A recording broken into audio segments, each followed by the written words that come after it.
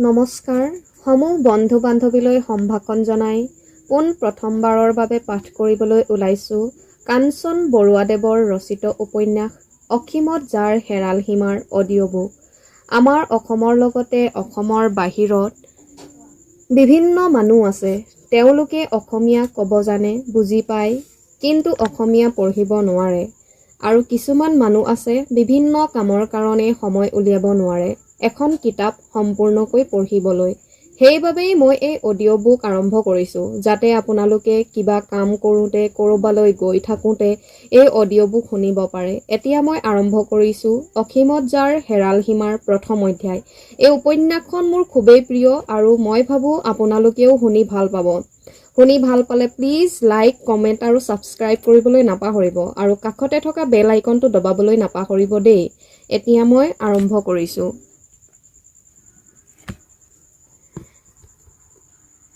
এখন কঁপি থকা ৰামধেনু, হয়তো কোঠাটোৰ কোনোবা দাঁতিত থকা বিশেষ আকৃতিৰ পানীগিলাচৰ ওপৰত। দুৱাৰেদি চুৰি কৰি সোমোৱাৰ ৰদ চেৰেঙা পৰিছেহি। তাৰ প্ৰতিবিম্বটো ৰামধেনুৰ সাতোটা ৰং গাত লৈ পৰিছেগৈ ওচৰৰ বেৰখনত। তাতেই গঢ়ি তুলিছে এখন কঁপি থকা ৰামধেনু। অদৃশ্য পোহৰ বৈ অহা বিজুলীৰ পকোৱা তাঁৰডাল চিলিঙৰ পৰা নামি আহিছে। তাৰ মূৰত ভিতৰ নেদেখা বাল্বটো, তাক আধা ঢাকি থকা আইনাৰ ছেটখন, তাৰ পাহি কটা দাঁতিবোৰত ৰঙীন ৰঙৰ বোল। ভৰ দুপৰীয়া কোনোবা বিহুতলীৰ পৰা উটি অহা কোমল বতাহজাকত সিও কঁপিছে আৰু কঁপিছে খিৰিকীৰ নীলা পৰ্দা দুখন। মাজে মাজে আনন্দত পাখি মেলি উৰি আহিব খুজিছে, কিন্তু পৰা নাই। আকৌ উভতি গৈছে, আকৌ শব্দ কৰিয়ে সাৱটি ধৰিছে লোহাৰ বাৰবোৰত। অধীৰ উত্তেজনাত কঁপিছে পৰ্দা দুখন, ৰামধেনুখন, বিজুলী চাকিটো আৰু এই সকলোৰে লগত একেটা সুৰত, একেটা তালত, একেটা ছন্দত মোৰ অন্তৰখন। দুপৰীয়া 12 বজাতে অফিচ ছুটি কৰি বিচনাত পৰি আছোঁ।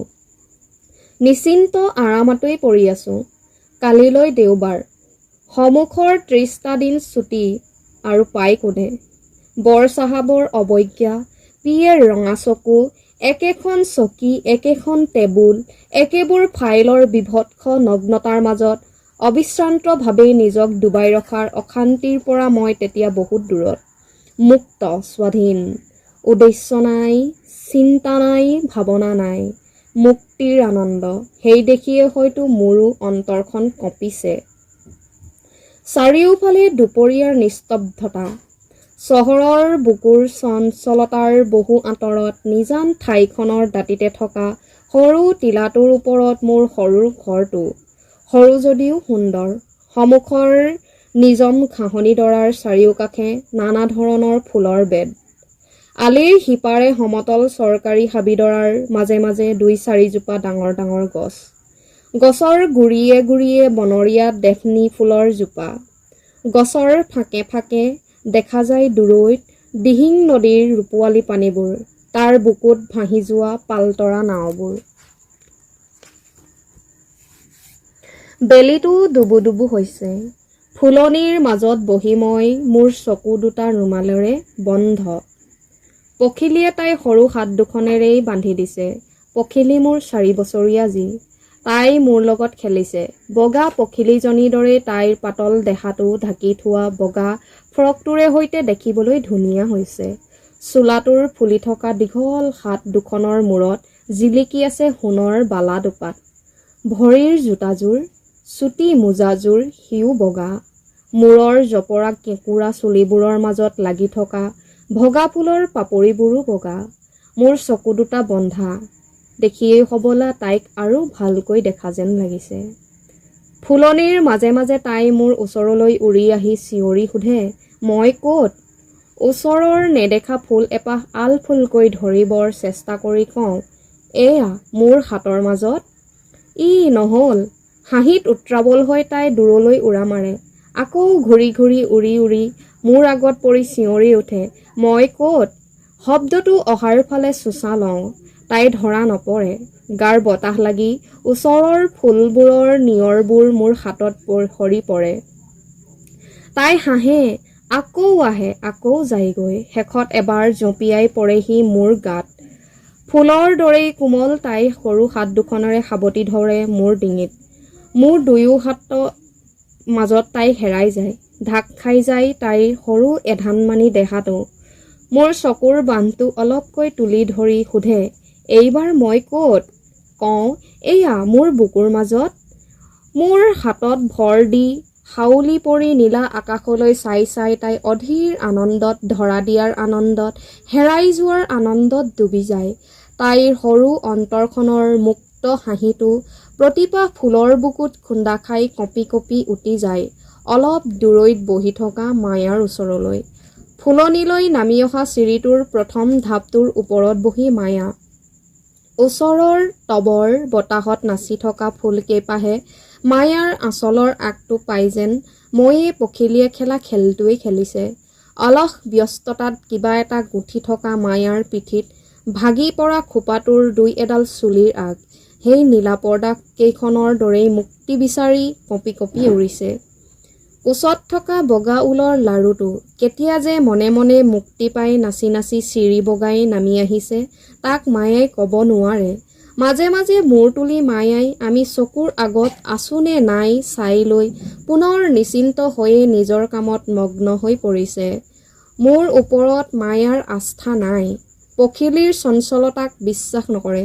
পখিলীটো শিশু, কিন্তু মোৰ সামৰ্থ্যৰ ওপৰত ভৰসা কৰিয়েই মায়াই আমাক চকুৰ আঁৰ হৈ যাবলৈ নিদিয়ে, দিব নোখোজে। খেলাৰ মাজে মাজে পখিলীয়ে মাকক সোঁৱৰাই দিছে যে মোক পাই তাই মাকক একেবাৰে পাহৰা নাই। আমি সেইফালে চালেই প্ৰতিবাৰেই দেখোঁ মায়াই সৰুকৈ হাঁহে, প্ৰতিদিনৰ পুৰণা সুন্দৰ হাঁহিটো। কিন্তু তাৰ মাজৰ মাধুৰ্যখিনি প্ৰতিবাৰেই নতুন হৈ চকুত পৰে। মোৰ ভাল লাগে। এই হাঁহিটোৱেই মোক মনত পেলাই দিয়ে মোৰ পুৰণা দিনবোৰৰ কথা। মায়া তেতিয়া নতুন, মোৰ সম্পূৰ্ণ অচিনাকি। মনত পৰে তাৰো আগৰ বছৰবোৰৰ কথা। আজি ভাবিলেহে আচৰিত লাগে। স্কুলৰ, বিশ্ববিদ্যালয়ৰ, বিশেষকৈ চাকৰিৰ বছৰবোৰ হোষ্টেলত, মেছত, হোটেলত 14-15 ঠাইত 34-35 জাত ৰান্ধনীৰ হাতৰ ভাত খাই পাহৰি গৈছিলোঁ ঘৰৰ ভাতৰ সোৱাদটো। কিন্তু তাৰ বাবে অলপো দুখ নাছিল। বিচৰাও নাছিলোঁ নিজৰ এখন ঘৰ। এবাৰ ভবাও নাছিলোঁ জীয়াই থকাৰ উদ্দেশ্য কি, সাৰ্থকতা ক'ত। এৰি দিছিলোঁ জীৱনটোক আগবাঢ়ি যাবলৈ। চিন্তা নাই, ভাৱনা নাই, কোনো বাধ্য বাধকতা নাই। হেলনীয়া ধূলিৰ বাটত এচলু পানী এৰি দিয়াৰ দৰেই এৰি দিছিলোঁ নিজক উটি যাবলৈ। যেনি যলৈকে ইচ্ছা যাওক উটি, শেষ হৈ যাওক। মাথো এচলু পানী চাই থাকোঁতেই শুকাই যাব। সেইকণ সময়লৈকে কিয় আকৌ অনাৱশ্যক জঞ্জাল কিছুমান বঢ়াই লওঁ। কিন্তু সি আৰু সম্ভৱ নহ'ল। মাৰ চকুলো, গুৰুজনৰ আদেশ, বন্ধু বান্ধৱৰ উপদেশ, আগ্ৰহ অভিমানত বিৰক্ত হৈ শেষত এদিন ক'বলৈ বাধ্য হ'লোঁ, তহঁতৰ যি ইচ্ছা। বুজিলোঁ, নিজস্ব সকলো হেৰুৱালোঁ, সুখ, আনন্দ, স্বাধীনতা। মোৰ মুখৰ পৰা ওলোৱা মাত্ৰ একেষাৰ কথাই সকলো ওলট পালট কৰি দিলে। আপোন ইচ্ছাত বৈ অহা পানীচলুৰ গতি হঠাৎ ঘূৰি বৈ গ'ল আন নতুন, কোনোদিনে নেদেখা, কোনোদিনে নজনা বাটেৰে। 2টা মাহো পাৰ নহ'ল কাৰ্নিভেলৰ যোৱাত ভাগ্য পৰীক্ষা কৰিবলৈ। নেদেখা মোনাটোত চকুমুদি হাত ভৰাই উলিয়াই অনা টিকটটোৰ দৰেই জীৱনৰ জুৱা খেলটো চকুমুদিয়েই তুলি ল'লোঁ মায়াক। নিজক ধিক্কাৰ দিছিলোঁ। কিয় মাৰ চকুলো দেখি নিজস্ব সকলো স্বাধীনতা বিসৰ্জন দি এটা গলগ্ৰহ চপাই ল'লোঁ। এতিয়াও মনত পৰে ঘৰলৈ অনাৰ পাছতো 4-5 দিনলৈ মায়াৰ ফালে এবাৰ ঘূৰি চোৱাও নাছিলোঁ। আগ্ৰহ নাছিল, ইচ্ছা নাছিল, ধাৰণাও নাছিল। যাক আনিলোঁ তেওঁক দেখিবলৈ কেনে। আঁতৰি আঁতৰি ফুৰিছিলোঁ। সকলোৰে ওপৰত খং উঠিছিল, বেছিকৈ এই মায়াৰ ওপৰত। কিয় এই ছোৱালীজনীয়ে মোৰ সুখ শান্তিকণ শেষ কৰি দিবলৈ আহিল। দুৰ্ভাৱনাত, দুশ্চিন্তাত সকলো আন্ধাৰ হৈ উঠিছিল। অকলতো সেয়ে নহয়, যিগৰাকীক লৈ এই সকলো চিন্তা ভাৱনাৰ উৎপত্তি, সেইজনাৰ আজিৰ ছোৱালীৰ লাজৰ ঢাকনিৰ তলত লুকাই থোৱা আচল ৰূপটো দুদিনৰ পাছত বা কি মূৰ্তি ধৰি আত্মপ্ৰকাশ কৰে, তাক ভাবি অন্তৰাত্মা কঁপি উঠিছিল। ভয়ত পলাই পলাই ফুৰিছিলোঁ। মনত পৰিছে 4 দিনৰ দিনা আবেলি নিজৰ কোঠাত মনে মনে বহি একেবাৰেই ভাবি আছিলোঁ।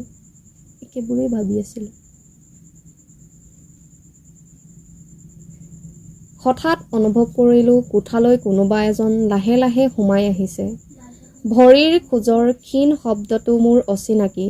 বুজিলোঁ কোন সেয়া, কিন্তু ঘূৰি চাবৰ সাহ নহ'ল। কিতাপ এখন মিছাতে মেলি ল'লোঁ।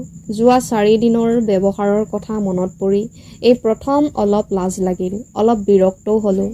ভাবিছিলোঁ মোৰ আহ্বান নাপালে মায়া উভতি যাব, কিন্তু নগ'ল। বৰঞ্চ আগবাঢ়ি আহি মোৰ চকীৰ পাছফালে থিয় দিলেহি।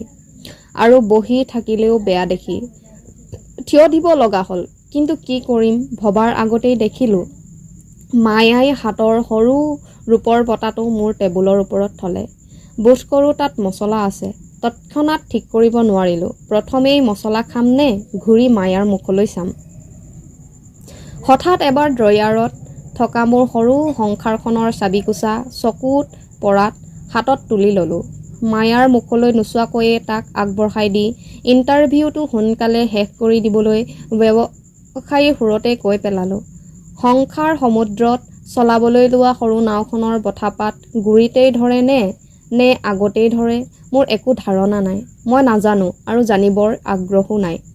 সদায় থকা এই ঘৰখনৰ বিষয়ে সাধাৰণ জ্ঞানকণ মনত পেলাই ইয়াকে ক'ব পাৰোঁ যে তাত সোণৰ পাহাৰো নাই, ৰূপৰ পাহাৰো নাই, অৱশ্যে একেবাৰে মৰুভূমিও নহয়।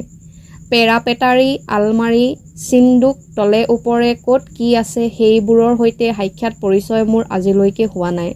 নহ'ব লগা হ'লেই সুখী হ'ম। তাৰ চাবিবোৰ সদায় মোৰ টেবুলে টেবুলে ঘূৰি ফুৰে যদিও কোনোদিন ব্যৱহাৰ কৰি চোৱা নাই। কিহৰ কোনটো চাবি বাছি উলিয়াবলৈ বোধ কৰোঁ মোতকৈ তোমাৰেই কম সময় লাগিব। সেই আশাতে তোমাৰ বস্তু তোমাকেই গতালোঁ। ইমান দিন নামত মোৰ আছিল যদিও আজিৰ পৰা আৰু মোৰ নহয়। মই নিবিচাৰোঁ। গুপ্ত ঐশ্বৰ্যও যদি কিবা থাকে মই কেতিয়াও দাবী নকৰোঁ। মুঠতে এই চাবিকোছা ভুলতো আৰু মোৰ ওচৰলৈ নাহিলেই মই নিশ্চিন্ত হ'ম, ভাৰমুক্ত হ'ম। নিঃশব্দে নিসংকোচে চাবিকোছা মায়াই মোৰ হাতৰ পৰা তুলি ল'লে। লক্ষ্য কৰি দেখিলোঁ হাতৰ আঙুলিকেইটা কিন্তু অলপো নকঁপিল। তাৰ বৰণটো চকুত পৰাত মুখলৈ চাবৰ লোভ হ'ল। মায়াক আচৰিত কৰি হঠাৎ ঘূৰি মায়াৰ মুখলৈ চালোঁ। স্বাভাৱিক গাম্ভীৰ্যৰে ভৰা কোমল এখন মুখ। মায়াই স্পষ্ট মোৰ চকুলৈ চাইছে। মোৰ সন্মুখত থিয় দিয়া ভংগীটোত, ব্যৱহাৰত মোৰ হাতৰ পৰা চাবিকোছা তুলি লওঁতে নছোৱালীৰ অনাৱশ্যক লাজ, জড়তা, সংকোচৰ পৰা মায়া সম্পূৰ্ণ মুক্ত, অথচ সামান্যতম চঞ্চলতাও নাই। মনে মনে স্বীকাৰ কৰিলোঁ, মায়াৰ মাজত অসাধাৰণ কিবা এটা নিশ্চয় আছে। মনৰ শক্তিও আছে। বিপদৰ ভয়ত মোৰ দৰে পলাই ফুৰা স্বভাৱ মায়াৰ দেখিছোঁ নাই। যাক এৰা নাযায়, যাৰ লগত চিৰ জীৱনটো কটাব লাগিব, তাৰ সন্মুখীন হ'বলৈ মায়াৰ সাহ আছে। মোৰ এইকেইদিন আৰু এতিয়াৰ ব্যৱহাৰ, অৱজ্ঞাত মায়াৰ খং উঠা স্বাভাৱিক। কিন্তু মায়াৰ মুখলৈ চাই ক'ব নোৱাৰিলোঁ অপমানটো মায়াই কেনেকৈ গ্ৰহণ কৰিছে। ক'ব নোৱাৰাকৈয়ে স্বীকাৰ কৰি পেলালোঁ।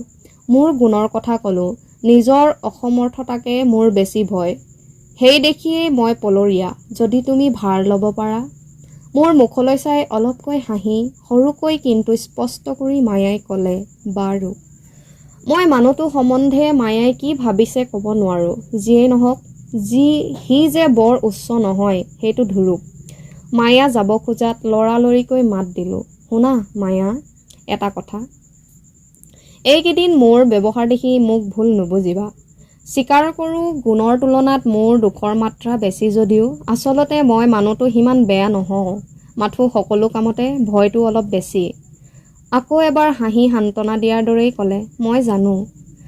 জানা যদি ভালেই হৈছে, পাছে ভয় নকৰিবা, মই বেছি আমনি নকৰোঁ। প্ৰয়োজনো মোৰ নিচেই সামান্য, কিন্তু তোমাৰ প্ৰয়োজন যিমানেই হওক লাগিলে নিমখ হালধি বিচাৰি মই হ'লে দোকানলৈ যাব নোৱাৰোঁ, তোমাক এতিয়াই কৈ থলোঁ। এইবাৰ অলপ শব্দ কৰিয়ে মায়াই হাঁহি উঠিলে। তাকো মই জানো। বাৰু মই নিজেই যাম। মায়া কোঠাৰ পৰা ওলাই গ'ল। কিছু সময় ঠিক কৰিব নোৱাৰিলোঁ, মোৰ কথাত মায়া জব্দ হ'লনে মায়াই মুখে জব্দ কৰি গ'লগৈ। এই মায়াৰ সেই সুন্দৰ হাঁহিটোৱেই আনি দিলে মোৰ জীৱনলৈ বিৰাট পৰিৱৰ্তন। সিয়েই মোক আকৌ গঢ়ি তুলিলে নতুন মানুহ কৰি। বছৰৰ পাছত বছৰ পাৰ হৈ গ'ল।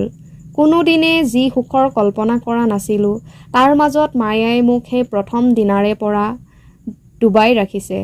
আজি মায়া নহ'লে মোৰ এক মুহূৰ্তও নচলে। মনত পৰে মাত্ৰ 4 মাহৰ পাছতে মায়া এমাহৰ কাৰণে ঘৰলৈ গৈছিল। কিন্তু এসপ্তাহ পাৰ হোৱাৰ আগতেই আকৌ ঘূৰি আহিল। আহিবলৈ বাধ্য হ'ল। তাৰ কাৰণটো যেনিবা নকলোৱে। উভতি আহি মায়াই মোৰ অৱস্থা দেখি, নিজৰ সংসাৰৰ অৱস্থা দেখি ঠাট্টা কৰি হাঁহিছিল। মনত পৰে বিয়াৰ পাছত 4 দিন মোলৈ এবাৰো ঘূৰি চোৱা নাছিলা? মায়াক দেখি শান্তিৰে উশাহ এটা লৈ নিৰ্লজ্জৰ দৰে হাঁহিলোঁ। খুব পৰে মায়া, কিন্তু তাৰ প্ৰতিশোধ যে তুমি এনেকৈ ল'বা ভবা নাছিলোঁ। আৰু নোযোৱাতো? মায়া আৰু যোৱা নাই।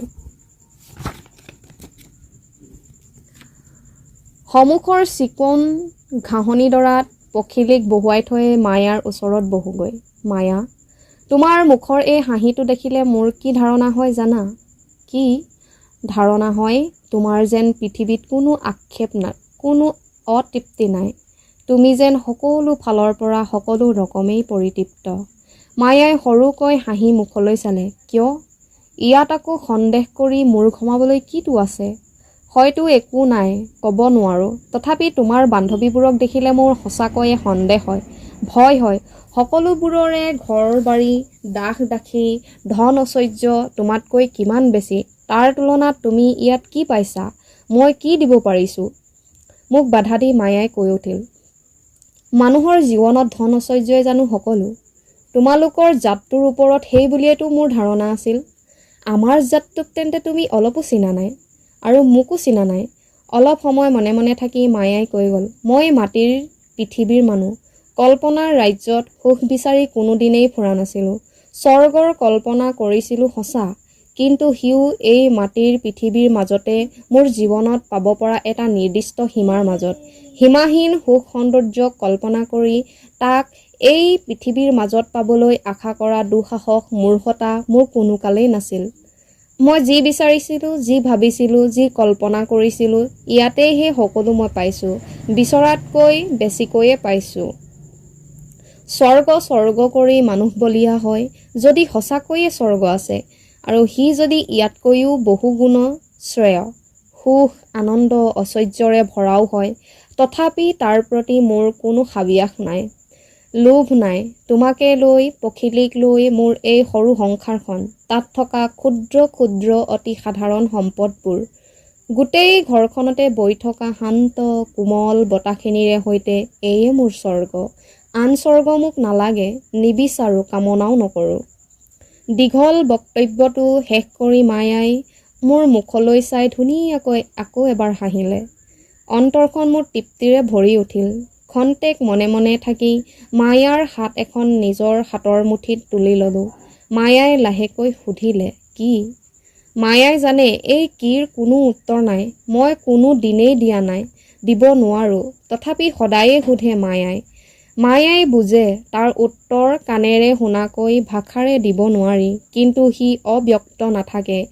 স্পৰ্শৰ অবুজ ভাষা শুনে আমাৰ প্ৰাণে, আমাৰ অন্তৰে।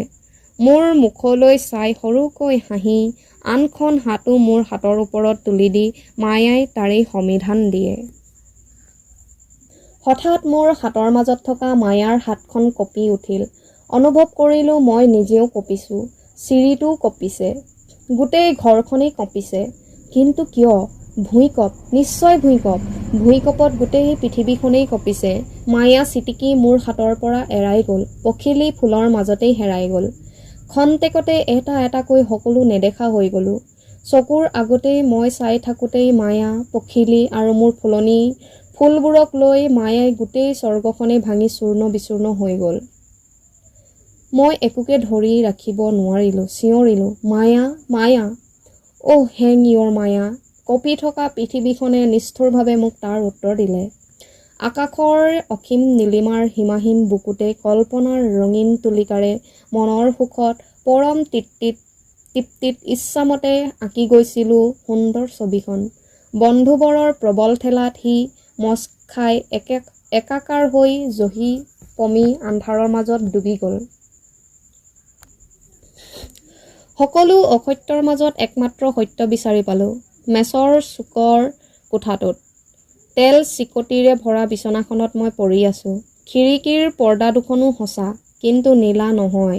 ৰাজ্যৰ চেকাৰে ভৰা নাম নোহোৱা ৰঙৰ পৰ্দাকেইখন বতাহত অলপ অলপকৈ কঁপিছে। চিলিঙৰ পৰা ওলমি থকা কলা এলান্ধুৰ জৰীডালৰ মূৰত কলাই কৰা ছেটখন। বাল্বটো হয়তো এদিন বগাই আছিল, কিন্তু যে এতিয়া হালধীয়া হৈ উঠিছে। তাৰ কোলাত গঢ়ি উঠা জালখনত ঘৰ সংসাৰ পাতি পৰম আনন্দৰে বিচৰণ কৰি ফুৰা মকৰাৰ এটা ডাঙৰ পৰিয়াল। চিলিঙৰ এটা চুকত ডাঙৰ এটা বিন্ধা, তাৰ সিপাৰে আন্ধাৰ। বেৰত ৰামধেনুৰ পৰিৱৰ্তে 2 বছৰ আগৰ এখন আধাফলা কেলেণ্ডাৰ। কোঠাটোৰ এচুকত দবৰা দবৰি কৰি পৰি থকা মূৰে কেইযোৰমান আকৃতি নোহোৱা ফটা জোতা। তাৰে কেইপাতমানে হাঁকৈ মুখ মেলি মোলৈকে চাই আছে। লোহাৰ দাঁতবোৰো আনকি মই স্পষ্টকৈ দেখিছোঁ। সিহঁতৰ কলা ৰঙা ফিটাবোৰেৰে জোৰা দি আঁঠুৱাখনৰ 2টা দাঁতি বেৰৰ লগত বন্ধা। খবৰ কাগজৰ টেবুল ক্লথেৰে ঢকা টেবুলখনৰ ওপৰত এটা আধা খোৱা চাহৰ নাল ভগা পিয়লা। আৰু চাবৰ ইচ্ছা নহ'ল। স্বৰ্গৰ পৰা নৰকলৈ নে নৰকৰ পৰা স্বৰ্গলৈ উঠি আহিলোঁ। ভবাৰ আগতে আকৌ এটা ঠেলা খাই প্ৰায় হামখুৰি খাই পৰিছিলোঁ। বিচনাৰ খুটাৰ লগত বন্ধা বাঁহডালত ধৰি কথমপিহে ৰলোঁ। বন্ধু বৰ ফুকনে মোক তুলি বহুৱাই দিলে। চকু মোহাৰি মোহাৰি চাই দেখোঁ মোৰ কাষত 4জন সুবেশ ডেকা। সকলো মোৰ বাল্যবন্ধু। অজিত, পজিৰ, দিলীপ আৰু ফুকন। এতিয়া সিহঁতৰ এজন হৈছে প্ৰফেচাৰ, এজন কবি, এজন ডাক্তৰ আৰু ফুকন মোৰ দৰেই কেৰাণী। একেলগে একেখন বেঞ্চিতে বহি স্কুলীয়া জীৱন, কলেজৰো বছৰ দিয়ে শেষ কৰি ভাগ্য অন্বেষণ কৰিবলৈ দিহাদিহি পৃথিৱীৰ বুকুত ছিটিকি পৰিছিলোঁ। দিন দিয়েক হ'ল, আকৌ অভাৱনীয়ভাৱেই লগ খাইছোঁ। ডাক্তৰ বন্ধুৱে কোঠাটোৰ চাৰিওটাতে চকু ফুৰাই নাক কোচালে। ডিছগ্ৰেছফুল বিএম। মই হাঁহিলোঁ। কি ডিছগ্ৰেছফুল ডক? মই নে মোৰ শোৱাটো, নে কোঠাটোৰ এই সৌন্দৰ্যখিনি? কোনটো? এভৰিথিং। নাও গেট আপ। গেট আপৰ আগতেই প্ৰফেচাৰ বন্ধুৱে ৰগৰ কৰি সুধিলে, হেই, মায়া মায়াকৈ চিঞৰিছিলি কাক? গহীন হৈ উত্তৰ দিলোঁ, কাকো চিঞৰা নাছিলোঁ প্ৰফেচাৰ। বৰঞ্চ এটা সত্য আৱিষ্কাৰ কৰি এই পৃথিৱীৰ স্বৰ্গৰ নৰকৰ সকলোকে চিঞৰি চিঞৰি জনাই দিবৰ ইচ্ছা আছিল যে সংসাৰত সুখ, আনন্দ, ঐশ্বৰ্য, প্ৰেম, প্ৰীতি সকলোবোৰেই কেৱল মায়া, দুৰ্ঘোৰ মায়া। বালিচাপৰিত বালিৰে সজা ফাঁকীৰ প্ৰসাদটোৰ দৰেই সকলো অসত্য, সত্য মাথো মোৰ এই বিচনাখন আৰু মোৰ জীৱনটো। কিন্তু তহঁতে? মনে মনে থাক, এতিয়া উঠ। মোক বিচনাৰ পৰা তুলি দি সি কৈ গ'ল, আমাৰ সকলো ৰেডি, কালিলৈ পুৱাই ভয়েজ আৰম্ভ কৰিম। তই ছুটি পালিনে নাই? পাইছোঁ। পাছে দিহিঙৰ পানীয়ে পানীয়ে তাৰ দাঁতিৰ নেদেখা হাবিয়ে হাবিয়ে এক্সকাৰ্ছন কৰিবলৈ গৈ মহ ডাঁহৰ কামোৰ খাই মেলেৰিয়া মাতি আনিবলৈ নহয়। অফিচৰ বৰা বাবুৱে মোক এই ছুটিৰ মাহটো শুই ল'বলৈ কৈছে। হেং ইউৰ বৰা বাবু। তোৰ বুঢ়া হাগুনটোৰ কথা আমাক কেলৈ লাগিছে? ইমান বছৰৰ মূৰত আমি কেইটা আকৌ লগ লাগিছোঁ শুই কটাবলৈ নহয় ইডিয়ট। তই এটা গোট গৰু। নিশ্চয়, নহ'লে তোৰ বন্ধু হ'লো কেনেকৈ? বাৰু এতিয়া কচোন যোগাৰ যন্ত্ৰনো কি কি হৈছে? এভৰিথিং। 3 জুৰীয়া ডাঁৰৰ চৈ থকা ডাঙৰ নাও, নাৱৰীয়া, নেটৰ খিৰিকী থকা টেণ্ট, কেম্পখাট, ৰেচন, বন্দুক, কেমেৰা, ফিল্ম, ফাৰ্ষ্ট এইড, মুঠতে খোৱাৰ যোগাৰ, শোৱাৰ যোগাৰ, পিন্ধাৰ যোগাৰ সকলো হৈছে। তাৰ উপৰিও মানে প্ৰফেচাৰৰ বেহেলা, ডকৰ ডুগিদাইনা, কবিবৰৰ চাপৰি, মোৰ নাচ আৰু তোৰ গান। বেছ বেছ, কৈ যা। আৰু বাঘৰ গোজৰণি, হাতীৰ চিঞৰ, ভালুকৰ হাঁহি? নাই, নহ'ব ফুকন। অকল এইবোৰতে মোৰ অলপো মনে ধৰা নাই। মোক লাগে। কি লাগে? ইয়াত বাহিৰে আৰু তোক কি লাগে? বহুত। তহঁতৰ যোগাৰত না আছে ৰোমান্স, না আছে কবিতা। শুন, নিতান্তই যদি মই এই বিচনা এৰি যাব লগা হয়, তেতিয়াহ'লে মোক লাগিব দিহিঙৰ নীলা চকচকীয়া পানীৰ বুকুত সৰু ধুনীয়া এখন টুলুঙা নাও। বগলীৰ পাখি যেন বগা এখন পাল।